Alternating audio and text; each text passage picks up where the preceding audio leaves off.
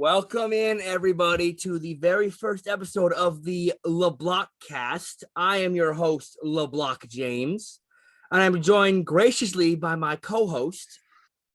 Howdy. I'm the Jet. All right, today we're going to be going over a few things. Like, first of all, how this podcast will work. We will try and be on the air, doing episodes maybe like once a week for hockey. And we'll try for football maybe twice a week. Well, sorry, once every 2 weeks. And yeah, we'll be talking hockey today. This is our first hockey episode of the podcast. So yeah, yes, it is. I think we should just get right into it with I'm down for that. Yeah, the big news we had today. Yes, big news. Arizona will no longer have a home after this season. So the team that got relocated may have to relocate again. So this is a very interesting one because I am a Jets fan. So if we could just like swap the Thrashers history for the Coyotes history, that'd be pretty good. But James, where do you think they go? What do you think's the plan? So basically there's two things I think they can do. I think they could move to Tempe. That's been on the board for years now, for like the last 5 years. They could move to Tempe because Glendale is so far out of Phoenix. It's further than what Ottawa is to Canada. Yeah, it's at least a 45-minute drive. And they're not as big as the NFL, so I'm pretty sure the Cardinals play in Glendale. Yes, the Cardinals do play in Glendale, so but they need to stay in Phoenix. Like they need to actually go into that city if they want to stay in that state. Because the Coyotes are Bettman's like project. His screw you guys, hockey will survive in the desert. It was the first Vegas. It was like the Vegas before there was Vegas. Exactly. And when he's openly stated that he shouldn't have moved the Jets there, that's why he's going to try his hardest to keep the Arizona Coyotes in Arizona. And I don't think they're going to be going to Quebec. I know people want that. I don't think so. Just the Canadian dollar isn't added right now. But they got to stay in Phoenix, I think. You've been there for however many years? I want to say over 20. Over 20 years. It's been the Jets moved out in what, 96? I believe so, yeah. Yeah, so years before I was born. So. It's been 25 years. Yeah, but at what point does the NHL say like we've been in this for too long? This has been a failed experiment. This isn't working. Yeah. Now, they're definitely not a team that is on the uprise as they made some really good moves, but with how patient can the NHL be with having to actually support the Coyotes because of low tickets, low viewership? Like, how patient is the NHL willing to be? And I'll be honest, I think there's only one place they can go. Houston, Texas. I wouldn't be opposed to that. Yeah. Like, I think Houston would be a good market. I think we have Houston's an untapped sports market. Like, I think it'd be a great spot. You got the Astros who've succeeded now, and you have the Rockets who have been thriving. I know they're bad now, but yeah, and the Texans, yeah, you complete that four trio, you become like a sports city. And you got Dallas. If fans can't make a Stars game in Dallas, maybe they'll catch one in Houston. And there's so many people in Dallas in Texas that they will go and see Houston sports because they do. They travel.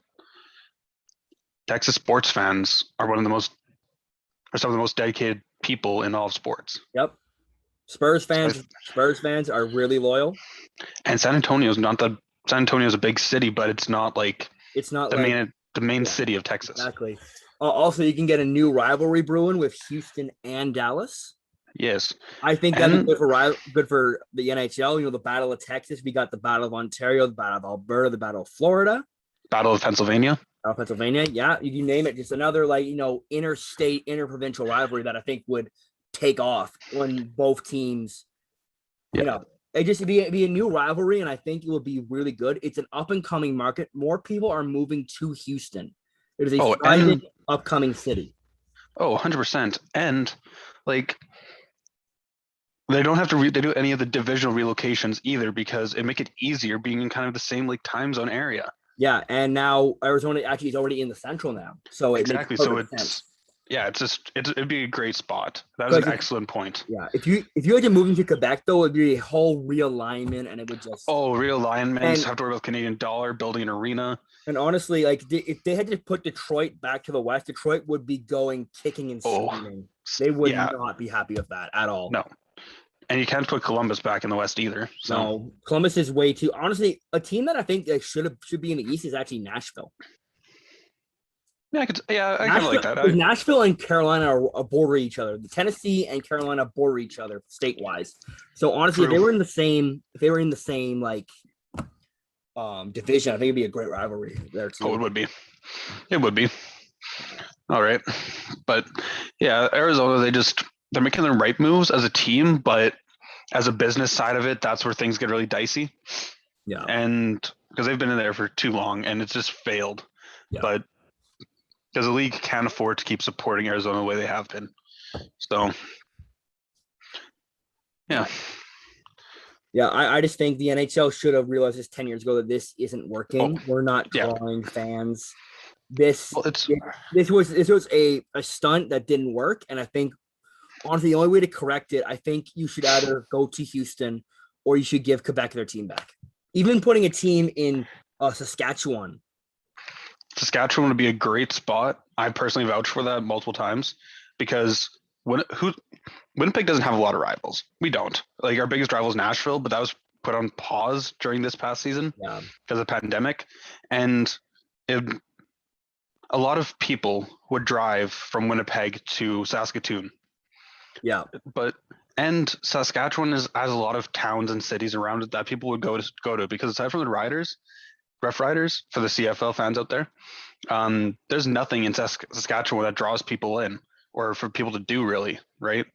So, and Calgary and Edmonton fans would drive from their respective cities and from parts of Alberta all over to see the Saskatchewan team.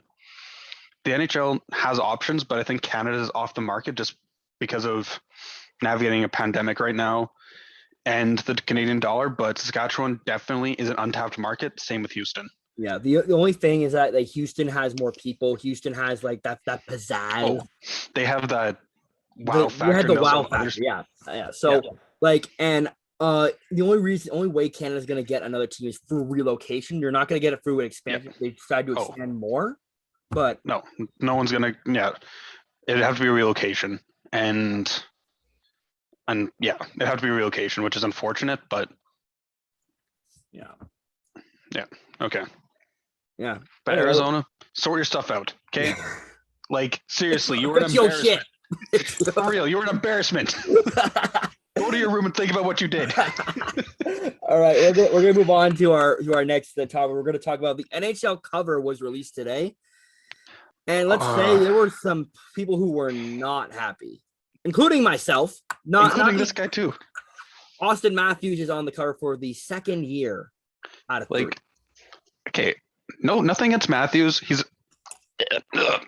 a good player, great player, but I almost vomited saying that. But anyways, great player. But Ovechkin was on in 07 and then he was on 21.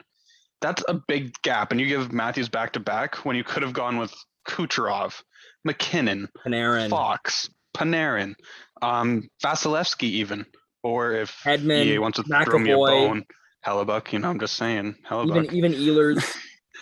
Ehlers, like there's a plethora of such deserving players. Like, why hasn't Sidney Crosby been on the cover yet? Is there a personal thing he has against EA? I think they've asked Crosby to be on the cover, and I'm pretty sure he's declined every single time. Because he was the face of hockey for how many years? When you thought of the NHL, you thought of Sidney Crosby, and that's a fact. So the fact he hasn't been on an NHL cover is a crime, but if he has his own personal thing against it, which I'm unsure of, it has to be. Like, there has to be something personal. Yeah, so here's my thing. I'm not mad that Matthews got the cover. I think Matthews is an insane talent. He's one of the flashiest players in the NHL, and he deserves to be on the cover. But, however, basically they just recycled 2020 and put it on 2022. Oh, yeah. And I think that no, shows the laziness of Electronic Arts. EA, well, they're already pissed off the fans. First of all, what was that teaser trailer? They had a New York Rangers teaser trailer. yeah, And we all thought, oh, it's definitely going to be Fox or Panarin. There's no way it's going to yeah, be somebody else. And I or said, what if even it's a ruse? And it was a ruse. yeah. And now the game itself, it does look pretty good. I will say, graphically, Frostbite engine looks great, but EA themselves as a company with their cover designs have been really awful. For Madden, their cover athletes were Tom Brady and Patrick Mahomes, both athletes that have been on the cover in the past 3-4 years. Yeah. So EA needs to fix their stuff, and they need to focus on making games for the players, for the gamers, and not for the streamers, not for the pros.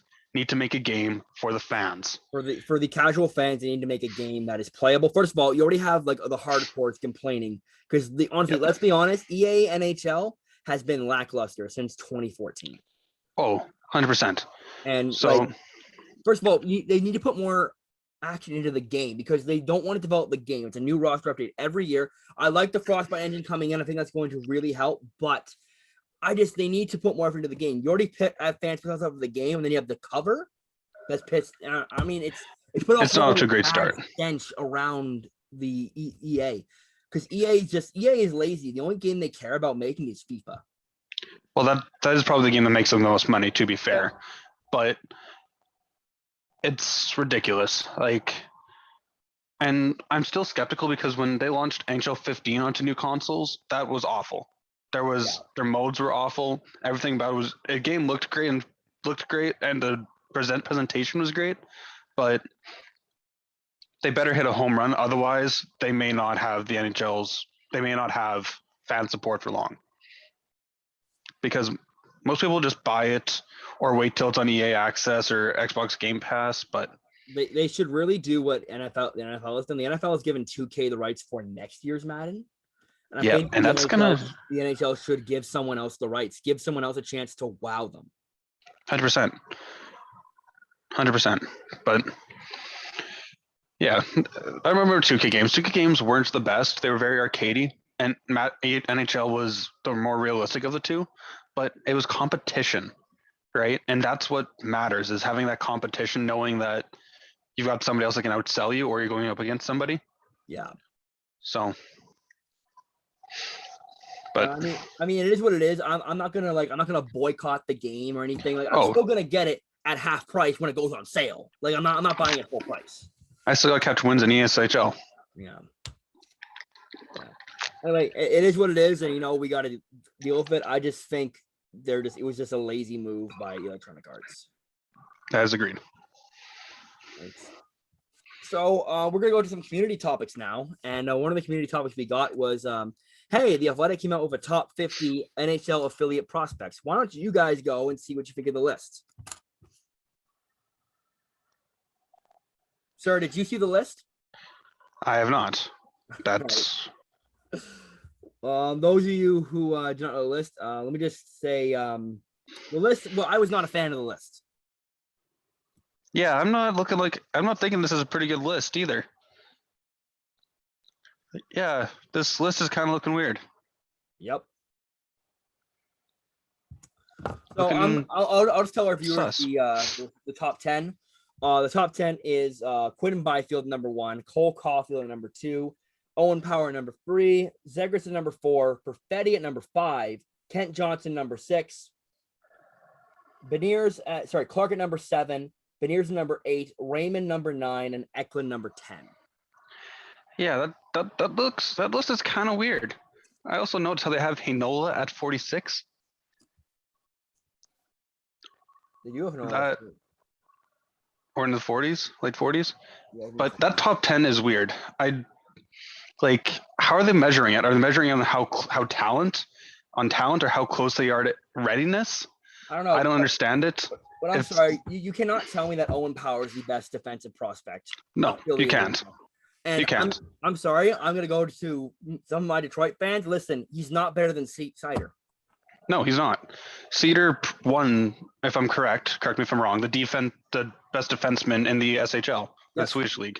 Yep. And He's going up against men. He's not going up against college kids or, WHL. Nothing against those leagues, but when you're going up against men that are bigger than you, stronger than you, and are more experienced in hockey than you, and you won that award, I'm sorry, Cedar is the best defensive prospect right now.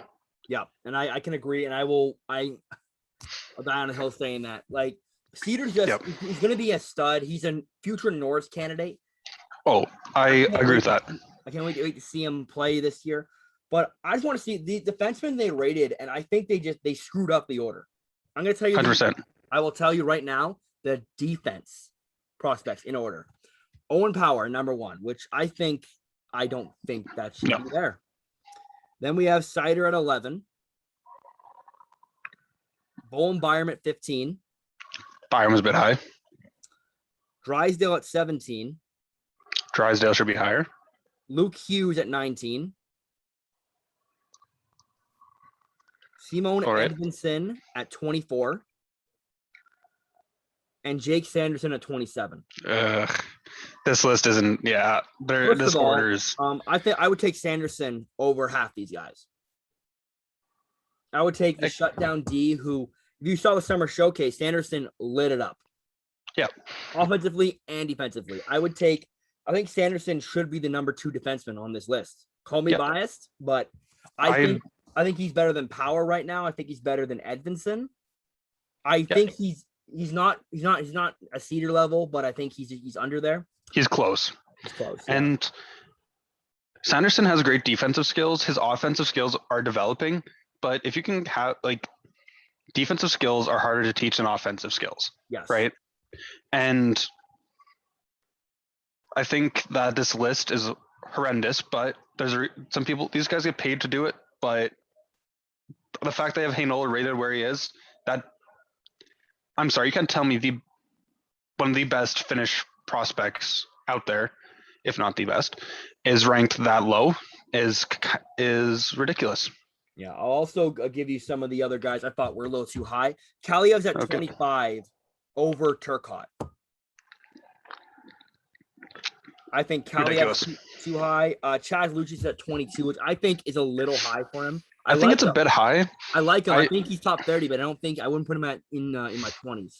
I think that's a bit high. I do like Chaz. First off, that name probably puts him in top 30. Also, I forgot Brant Clark's also the second-rated defenseman. My bad. Brant Clark's also there. Yeah. But I like Chaz. Players I think are a little too high, too low. Nick Robertson's at 28. I think that's a perfect spot for him. Yeah, I like that spot for Nick. He's gonna be a great player. Turcotte's at 30, which I think is just some disrespect. That is. Turcotte! I love Turcotte. He's gonna be a great player. That's disrespect, but I really like Turcotte. He's gonna be really good. Honestly, go for the names who I think is beat way too low right now. McMichael's at 32. I think that's a crime. Yep. Holloway's at 33.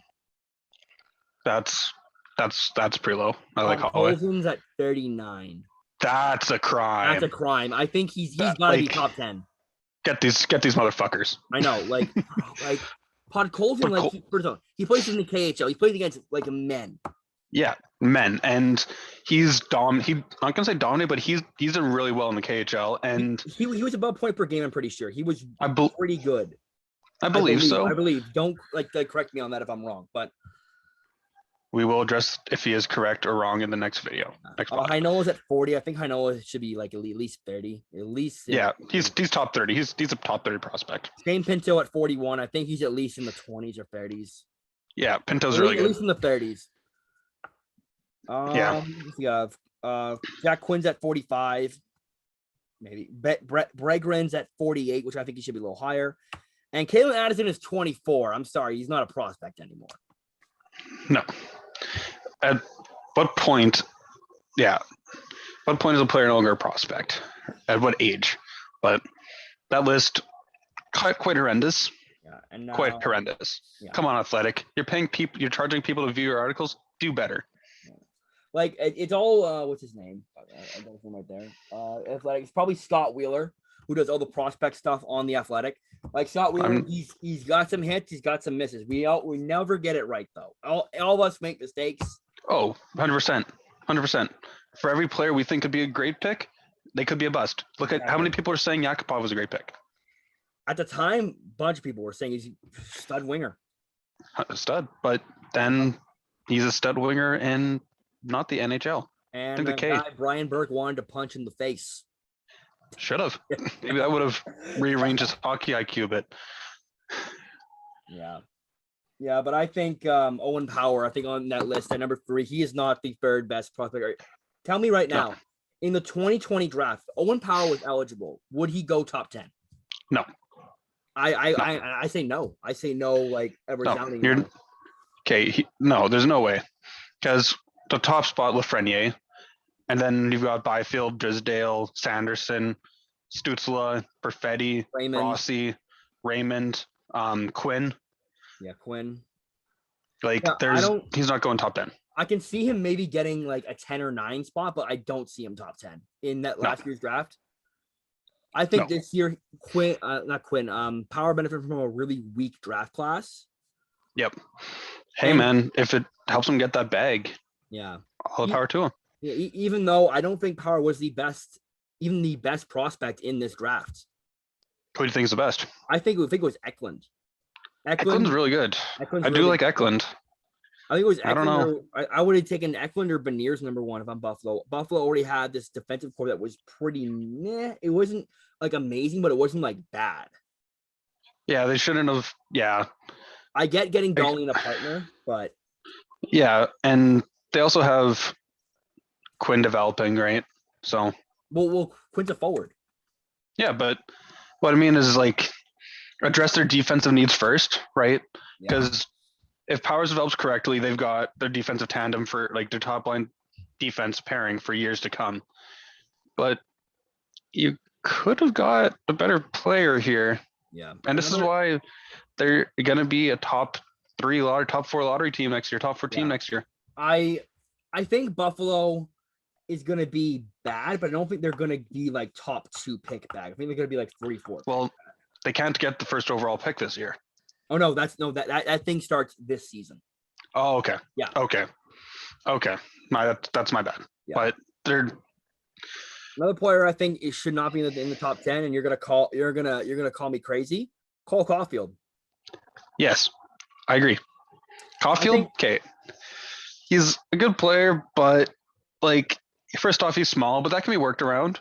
But when your main thing is scoring and you're not doing that consistently, and he's not like he doesn't surrounded by playmakers, he's not surrounded by great talent, but he's not that great.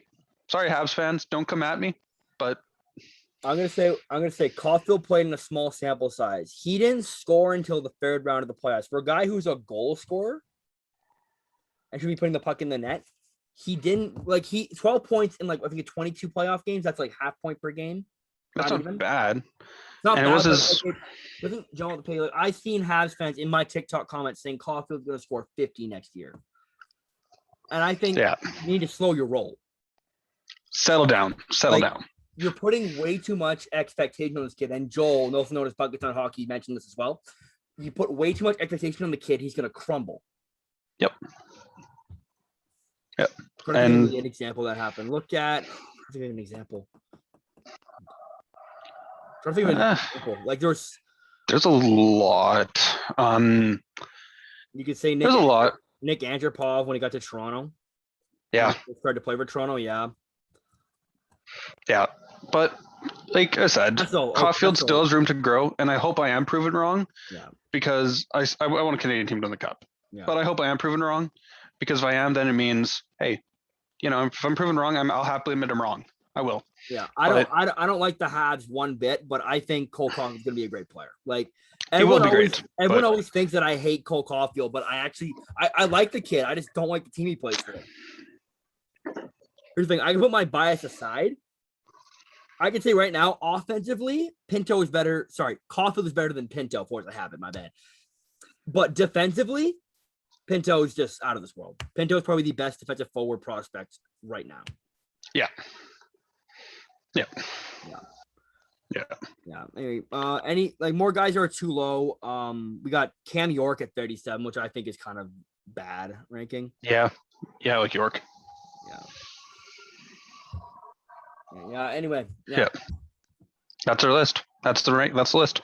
Athletic. We're not mad. We're just disappointed. Do We better. we can. I'm not mad at it. It's like we can debate the list. That's what we do as Hockey fans. We debate. Yeah. Yep. Yeah. And like I can firmly say that honestly, Tyler Boucher should be in that 50 spot. Oh, Boucher's gonna be good. I like him. Yeah. You know, he's gonna be a good power forward, and that's what teams need is at least one power forward. You know, guy will get in the dirty area, but also score those dirty goals. Yeah. And I'm just saying everybody overreacts when teams go off the board, but honestly, most of the time it works out. well, look at Columbus, who they drafted last year in the first. Chinnikov, yeah, he was projected 3rd round pick or like 6th or 7th, I think. Yeah, he was projected like late in the draft, and he drafted in 1st round. He looks like he's gonna be an absolute stud. Look at Moritz Seider. He was projected to go like late to mid 1st round. He went 6th overall. Yeah. Look at Scheifele. He was projected to go in the late teens, late 20s. Yeah, teens. Kachuk was projected to go like 8th to 14th, and Ottawa took him 4th. Yeah. So Shabbat was never know when teams go off the board. Yeah, Shabbat was a 2nd round pick technically, but Ottawa took him at 18, and I think it's worked out for them. That draft class was stacked. Yes, 2015. Yeah, 2015 draft class was stacked. Yeah, arguably one of the best so far of all time. Like Boston, how do you whip on 3 straight picks? But to be fair, their cap situation would have been a lot worse if they did. Yeah. They also traded the pick that became Kaprizov in that draft as well. Yeah. Yep. But if Boston would have hit on all 3 of those picks, they wouldn't be able to afford any of their current guys. That is true. Their cap situation would have been a lot worse.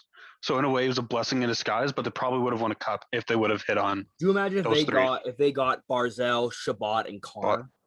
Oh, Shabbat and McAvoy would be deadly. Yeah, that's why I wanted the next year. I wanted McAvoy instead of Brown. We drafted Brown. I'm like, yeah. And now I realize maybe we should have drafted McAvoy. Maybe. I mean, he's kind of only a really top 10 defenseman, arguably. Exactly. Yeah. Only a top 10, but minor detail. Yeah. Well, anyway, I'm gonna ask Riley this now, Alrighty. Who is your top 10 NHL prospect pools? My top 10? In no order. We don't have to do order here. We can just say. Oh, hey, what top 10. Hang on. So pools? top 10 prospect pools. Okay. I really like what LA is doing, but I do really like what Detroit's built. I think Detroit has to be number 1. Then I'm gonna say Ottawa 2. Okay. Ottawa's is a more of a let's wait and see what they're doing. Let's see how they do. Right. I think Ottawa's going to be giving their youth a lot more of a chance this year, so their pool may dip. You know, like not going to say worsen, but you know what I mean by that, right? The prospects are going to graduate. So then, okay, so said Detroit, Ottawa, LA. Then number 4. Oh, I like Buffalo. I know that sounds weird to say. I really, but I like Quinn. I like the moves they're making. I think power going down gives them a better chance to succeed long term. Right? I like Buffalo what they're doing, but there's so much good pools. And Arizona's turning it around. Arizona is. I don't think Arizona's there yet. They're not. I don't think they're starting to get into this rebuild, and their pool right now, outside of Gunfer and Josh Doan, honestly, it's not that great. Yeah, but they're making the right moves to turn it around. I like their GM who they're drafting, so I'm trusting his process. But I do like Minnesota's prospect pool. Yeah. Wallstead, Rossi. I think Minnesota honestly has the best prospect pool. Pays me to say it. I do think Winnipeg is a better pool, but bias. Hang on, Winnipeg over Minnesota, I think, but I don't know. It's hard to rank because, again, looking at them at face value, because we can think a team's prospect pool will do really well and is going to be really good, but maybe when they get to the league, they don't. So it's really hard to rank them. And I know I didn't really name 10. My apologies. I wasn't keeping track. That's on me. But I'm very iffy when ranking prospects because, again, for all we know, maybe some 7th round Mr. Irrelevant, late, last overall pick could become an all-star. You never know. Yeah. And that's why it's really hard to rank. But there's teams with really great futures ahead. Now, it all boils down to the general managers, I think, and I think Ottawa's got a great one. Same with LA. I really like what the Kings are doing. And same with Anaheim. Anaheim has a really slept on pool. Yeah, so I have my top 10 prospect pools right here for you.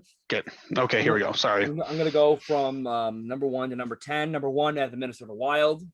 Number 2, I have the Detroit Red Wings. Number 3, I have the LA Kings. Number 4, I have the Winnipeg Jets. Number 5, I have the Carolina Hurricanes. Number 6, I have the Florida Panthers. Yeah, Florida. Number 7, I have the Buffalo Sabres. Number 8, I have the Toronto Maple Leafs. Okay. I think they've made some really great draft moves. Okay. And I think it's an underrated pool. Number 9, I have the number 9, I have the Anaheim Ducks. 9, I have the Ducks, and at 10, I have the Sens. I don't think we're top 5 anymore. We had 5 of our guys graduate this year. I still think it's so loaded though. Still, I think it's still a top 10 pool. Yeah, I like your list. Sorry, my list wasn't really the greatest there. I was kind of caught off guard with that question, but other teams that could put in the top 10 are Calgary. Calgary had a great draft. Oh, they had a great draft, and I really like their goalie. They got Dustin Wolf. The guy Carranzo or Carano, I don't know how to say his name. That's the guy I wanted at number 10 if we went power forward. Yeah, that guy they got's really good. I mentioned him in a couple of my videos as well. I think he's gonna be great. He's like Brady Tkachuk, but smaller and could score. Yeah. I also think Edmonton has a pretty good pool. I like Skinner. And for the future listeners, and just a heads up, I will defend Skinner a lot. I really like Skinner. That their goaltending prospect, I think is going to be good. And I really like Holloway. Yeah, I like Holloway as well. I think honestly, he could play this year. He play on like the second line. I think he is a good shot at the Calder. And they also got Bouchard. And who they draft this year? They got Xavier Bogo. Yeah, I really like him. I'm sorry. I can't pronounce the name, but viewers know who I'm talking about. I think he's going to be really good. Yeah. And you're just looking, if you're Edmonton, you're looking to draft players that are plug and play for McDavid and Dry. Supporting stars, basically. Yeah, if I'm Edmonton, I'm looking for players who can come up real fast. I'll be honest. Like that bottom 6 is atrocious. I'm sorry. If they're very top heavy, if they can get some bottom 6 help, I think they could be very good team. Because they're still a very good team, but I think that bottom 6 is it's so weak that if you need like that gritty line, you're not going to get it with Edmonton. Yep. Yeah. Yeah. Yeah. Anyway, I think we should move on to our next topic. Alrighty. Our next topic is ads on jerseys. Okay, this one's interesting because I'm in favor of it. Right. And yes, I can already hear the people outside my door with pitchforks and torches. So please put them down. Settle down, people. Okay, the league lost a lot of money this year, and like a lot. Gary Bettman even said like we should even play this season because of how much losses they made. Yeah. Because no fans, still paying out those millions of dollars in players' salaries. Viewership was kind of lower, like they shouldn't have played. That's what Gary Bettman said. But he wanted to put a product on the ice because he wanted to make fans happy. And I don't think they're going to be very noticeable because they're only like a small little patch on the top, right? It's going to be a 3x3 inch patch, I think, on the left side because I know Ottawa's the captaincy is on the right side for Ottawa. So it might be on the left side here. I think people's main fear is that it's going to end up being like the KHL in Russia. Yes, that people's main fears is going to be like Finland, where like there's ads everywhere, and like I'll be honest here. I'm very against ads on jerseys. I'm sorry. Like some teams I know for a fact aren't going to have ads. Like you can see a team like the New York Rangers. they don't need to have an advertisement on their jersey. Yeah, but I think they. Yeah, well, for them, their thing's diagonal, so it might be a bit harder. Yeah, I'm all for helmet ads. I think helmet ads are great and they're not noticeable at all. Yeah. But the patch there, if it's like some off-brand color, like can you imagine like a Maple Leafs jersey, but on the sides like it's like a 3x3 inch like this big with like Scotiabank or Air Canada, yeah. Yeah, or like something red. Like honestly, the only for Ottawa's black jersey, I think it's perfect the way it is right now. And to add an ad to it, I'd hope they're not going to be on like the home, like the jerseys they sell. Yeah, I don't think they will be, but I also I think that the advertiser should take into effect and into consideration the color and the color scheme and design of the jersey. Like example, the Jets logo is blue. The Jets home jersey is blue. If our main sponsor is Budweiser, okay, so there's gonna be a red Budweiser. Maybe do like a white. You know, like if they change up a bit of a color scheme for it, they should. I think that's what the advertisers should do. But I think the league needs to make up their money so that we can have a higher salary cap and the league will just grow. Yeah, I can see like Ottawa's being like Canadian Tire because it works on both of the jerseys. Yeah. Or like even Bell works on both jerseys. I don't think the Bell when blue would look great though. I think but that's where maybe a white would come in. Yeah, so that's where I think a white. You know, they should do like a white or something. And I think it's also the league just needs to make their money back. I don't think it'll be a permanent thing, but again, they need to make their money back. And Bettman's job is to make the owners happy. Yes, and they all unanimously voted. Yes. They unanimously voted yes. Yeah, so there's not a single owner who said no. But once again, owners are money hungry. We all see what Eugene Melnyk does. Oh, we see through it. We see through. Yeah. So his job is to make the owners happy, and he's just doing his job. Yeah. But I think they need to make their money back, and I think that the advertisers are also going to take into effect that, okay, we can't have something that contracts the main color of the jersey. When it's on your white, your away jersey, cool, 100%. Have your normal color scheme. Yeah. But when it comes to the home, please, for the love of Pete, change it. Make your logo white. Yeah. You know, just something that doesn't contradict. I just want it to look like it's like it's a neutral part of the jersey. I don't want it to look like it's out of place. Exactly. I don't want a blue Bell logo on a white Sens jersey. No. But again, like I said, as a wait and see thing, but I support the league getting their money back. Because in the end, that benefits us all. Yeah. Benefits your team getting more salary cap space, benefits the league getting more exposure and viewership, because again, more spending money. Yeah. So yeah, that's my stance. Yeah. Thanks for listening. I just think it ruins the jersey. Like that's just my thing. Like if it looks out of place, it's gonna look bad and fans are not gonna like it. Like I get that, you're trying to make your money back, but still, like you can do that in a way that doesn't like jeopardize the jersey. Like I think the helmet ad was perfect. I think maybe getting 2 helmet ads would have been like a more solution. Well, this doesn't go into effect until the following season either. So this is the last year with no ads. But think if the jerseys are getting sold with ads, think of how much money the league makes to have those jerseys being sold with ads. Yeah, but like if there are ads on like the jerseys I buy, I don't think I'd ever buy a jersey again. I'm not gonna lie. Well, you can just buy a knockoff. Yeah, but I'm not cheap like that though. So yeah, but some people are. So if you're cheap, okay, this will just encourage knockoff jerseys, which is also contradicting my own statement. But it's one of those things. Is like we got to wait and see how they do it. Yeah, we'll have to just wait and see. Oh yeah. As all things the league does, but like just like we said with the cover, like I can't control it. I'm gonna live with it. It is what it is. Yeah, we can oppose it, but no matter what we do, no matter what we say, it's gonna happen. Right. And I want the league to make money. I want the league to grow because knowing how much money the league lost, I'd rather than make this money back, kind of sell out in a way so they don't go under. Because I can't imagine life without professional hockey. Yeah, but I think it's going to be permanent. I don't think it's going to be temporary. I think it's permanent. A man can hope. A man can hope, my friend. We're going to go on to a new segment on the thing called Love Hate. We're going to talk about what we loved about what our teams did, what we hated what our teams did. We're gonna do Alrighty. we're gonna do this for every team in the league, but we're gonna just focus on our teams today. Okay. And if Shall I begin? if we have time, we'll go through a division. We'll see. Shall I begin? Yes, we'll start off with the Winnipeg Jets. Alrighty. Mr. Jet. Alrighty. Okay. So the spotlight is now on me. So I loved the Jets offseason. Was I fan of taking on Schmidt's contract? And no, because that was a Benning special right there.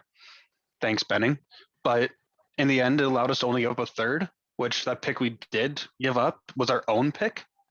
And we still have Columbus's third round pick from the Line A trade. And which pick is going to be higher in that round, Winnipeg's or Columbus? Columbus, because they're not making the playoffs anytime soon. I don't think they do. Yeah. They lost. Yeah, no. So you could argue it, but then Brendan Dillon giving up 2 seconds may have been steep, but considering Washington flipped one of our seconds anyways, they should have kept it. But and drafting Chaz Lucius and the Russian guy we got in the second round was supposed to be what's his name? Cherbakov? No, Cherbakov. Cherbakov, something like that.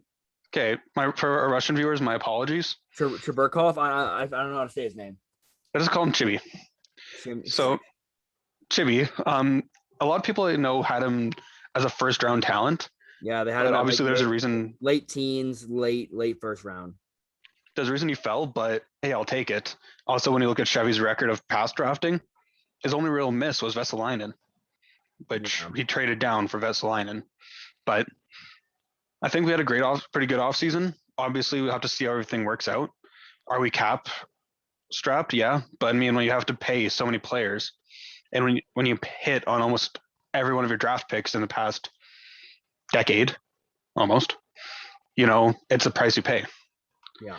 And in the fact that we managed to keep Pionk, Stanley, and Kopp, granted Kopp's only a 1-year deal, that's an impressive offseason. That's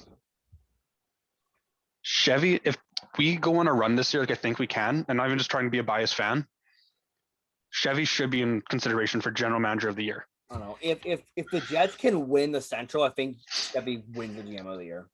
Oh, and depending on the Minnesota Wild's situation with Kaprizov and if they keep him or not, we could be the best team in the Central. We could be the second best team in the Central. Well, yeah, because Colorado's there. So yeah, but Colorado downgraded in goal. Yeah, they did. And I'm not trying to spin it off to another segment. That'll be for another one of these. We'll talk about every team in another. Yeah. Yeah. For sure. Yes.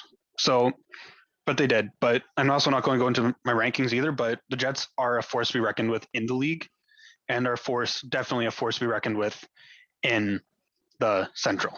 And the whiteout will be coming, and you better watch out for it. And now, what about the Senators? Let's go to the opposite of dominant and go to the Senators. Go from contending to rebuild. All right, something I loved. I love getting Del Zotto. I think him coming in is going to bring in veteran leadership. Oh, yeah, and with the amount of young guys you got, you need that veteran. Yeah, and solidify that left side. I know we have so many left-handed defensemen, and I think one of them is going to go out for trade, and I really hope it's not Brandstrom. I'm not going to get into that, though. We'll go to another segment. Actually, I can go for it now because it's my segment. So, hey, you have the spotlight. Go on. So we have something I hated. We have so many left-handed defensemen, and I think Dorian really, really overstepped. We have 7 or 8 left-handed Ds heading to next season, and I think 2 or 3 of those guys are trade chips. And I really hope it's not Brandstrom, because if it is Brandstrom, I'll be the first time I'll be seriously mad at Dorian. I know I get mad at his draft picks, but they usually work out when I get mad at them. Just get mad and suddenly he does a great job. Every time Dorian fucks up a draft pick and I hate it, it works out. I hated Grady Tkachuk pick, worked out. I didn't like the J.K. Anderson pick. That's gonna work out, it looks like. And I did not like the Boucher pick. Hopefully we go free for free. But yeah, I like bringing in Del Zotto. I like sticking to the core. You didn't overpay for anybody free agency. He did try and bring in free agents. We did get reports of Ottawa being in on a bunch of guys, but you just couldn't get it done. He didn't overpay. He didn't go above. What I hated though is the lack of bringing in someone via trade. Yeah. Ottawa did not give up any assets for anybody. Kachuk's still not signed, but I'm not worried about that. Neither is Batherson. Not worried about that until training camp. If it goes to training camp, then I'll be worried. Well, it's like they're RFAs. Unless someone offer shoots him, they're not going anywhere. Yeah. And that's the thing. If they don't sign, cool, you guys are rebuilding anyways. Maybe a higher pick would benefit you guys. It's like the players in this situation don't have a lot of leverage, right? And that's the whole thing with RFAs, but they will get signed. They will. Like RFAs usually, people seem to overreact about this because like, he's not signed yet. He must want out. No. You see how long Marner held out for? See how long Nylander held out for? Yeah. So I'm not worried about it. Holdouts, RFAs get messy. Yeah, they're waiting. They wait for the biggest RFA to make their money. Yep. In this case, they're waiting for Svechnikov to get paid. Yep. The defensemen had their guy. They had Werenski and they had Makar. Jones got paid and Jones. Yep. And that's what scared me with the Pionk negotiations. I'm not gonna lie. Kind of sweated a lot with that, but the Sens had a great offseason. Are you guys gonna contend anytime soon? No, but you guys aren't gonna be as bad. Yeah, I think you guys aren't gonna be bad. I think we can get the 5 spot in the Atlantic. Depends on Murray. That's my new goalie coach. End of the year, we played really well. I think Murray bounces back. I think Gustafsson will be the backup this year. I think Forsberg. Honestly, I think they're trying to trade Forsberg. Yeah, you could trade low. Arizona doesn't really have any options in net. Hit them up. Yeah, I think the Sens are going to take that step forward. Having a young core is good and bad because here's the thing. Our top 6 right now, our number 2 center right now going into next year is going to be Shane Pinto. Yeah. I'm content with that though. I'm not scared of him being second line center at all. Yeah. I think he's ready. I think he can take on that challenge and maybe it helps his development. Or maybe I'm wrong. Maybe it hurts his development, but we'll see what happens because Pinto played extremely well in the 10 or 11 games he played. Yep. And I think he's just going to get better because he's great defensively. He was a great penalty killer. So I think he'll thrive in that role. And the Stützle, Pinto, Brown line just skyrocketed at the end of the year. Oh, yeah. And yeah, like you guys are probably going to do well this year, I think, but you guys are still probably maybe a year or 2 out, but this is a good development year. Yeah, we're not a playoff team yet. I think we're a playoff team the following year, though. I think we can get that 8th spot the following year. Yeah, this is your development year. Like 2016 and 17 was a Jets development year for the young guys. Yeah. And then 2017 and 18 is when we took the next step. Yeah. So this is I think this could be your guys' that year, development year, I think. So, yeah. I just hope we get Tkachuk too. I want him on a long-term deal. I don't want him on a don't bridge him. I get bridge deal, but if he goes to 4 years, then I'll be worried because then I'll be a UFA. Yeah. Don't bridge him. Dude, he's one of the few players you can't bridge. You shouldn't bridge. Yeah. But and Sens offseason had a pretty good one. Yeah, I think Tkachuk gets somewhere between 6 to 7 million. That's what they're going to pay him. Depends on what Svechnikov gets. Svechnikov gets 7. They're going to probably get him 5 or 6 for a bridge. Well, him scoring the Michigan probably gave him a pretty big pay raise of Svechnikov. You know, if a player can do that, then that's a sign for a pretty good pay raise. Yeah. But like Ottawa's drafting wise, Ottawa, everyone shits on Ottawa's drafting. Oh, they didn't do shit. Last year, you said the same thing, though. Yeah. And that draft looks amazing. Yeah. Like the fact he got Stützle, a winger who I think is going to have a really good season this year because I think Stützle last year's probably just rough for him. Yeah. No preseason. He hit his rookie wall in the shortened season. So that wall's done. It's over. Oh, yeah. It's gone. And I think he will bounce back and excel this year. Yeah. So I like Boucher. I think he'll be a great Grady power forward. We're building a mean team. This team is going to be. We're gonna take a lot of penalties. We're gonna do a lot of fights. It's gonna be like the old school hockey. The old school hockey. Yeah. Everyone's like, oh, you only put because of Pierre Maguire. No, Pierre makes no decisions. Other Pierre. No, he's a scout. Yeah. Pierre's just a scout. Well, He's in charge of scouting. Requires an advisor. He's not even a scout. Oh, Yeah. Yeah. So, yeah. yeah. So Opstichuk is a fast. This kid is so fast. He's a fast power forward who can score. Like, Yep. Imagine Josh Anderson if Josh Anderson had like Matt Barzell speed.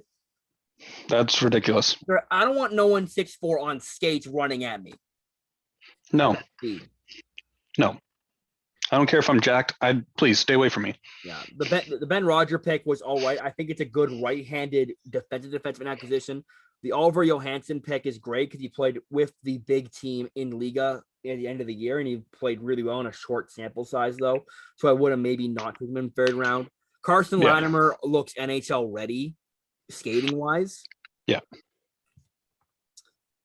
I'm trying to think who, and Romeo Chandler's a project, and actually my mom actually knows his mom, so we got to see him in the Sens jersey. It was so funny. That's a pretty good family connection. Yeah. So yeah, I think the Sens are in for a pretty not rough season, but it's gonna be a learning season, another development season. So yeah, let's see. And I think Batherson, watch out, Batterson's gonna score 30 goals. I wouldn't put it past him. Yeah. He's going to be bathing in goals. You know, ESPN came up with something that said like every player's projected stats, and they have Batherson leading the team in points. Oh wow! Yeah, with like with 65, I think it was. That's a pretty good number. I think that's a fair projection, as this is his second year, I believe. So he's growing. Right, this is his second year, if I'm correct. Right. Yeah. Well, I think that's actually where we are going to end it off. Alrighty. All right. And I just want to thank everyone for listening to the opening face-off of the Leblockcast. I just want to remind you all that I am Leblock James. My TikTok is Leblock James. Go find the podcast on YouTube if you're not already here. YouTube, it is the Leblockcast. And my Instagram is Leblock James. You can want to DM me, you can come DM me. And yeah. Alrighty. Thanks for having me. Anything to add? I don't really have I don't have any socials yet that I want to link, unless you want to follow my restaurant review page, but that's Riley's Restaurant Reviews, all lowercase, no spaces. But I mean, it's not sports related, so it's not going to, I won't be upset if you don't follow it, but I am hoping to get on TikTok soon, probably in a few months, but I am slowly working on making my way there, but yeah. We should be having we will be having a guest next episode, so stay tuned for that. And we will catch you guys on the flip side. Thanks for watching.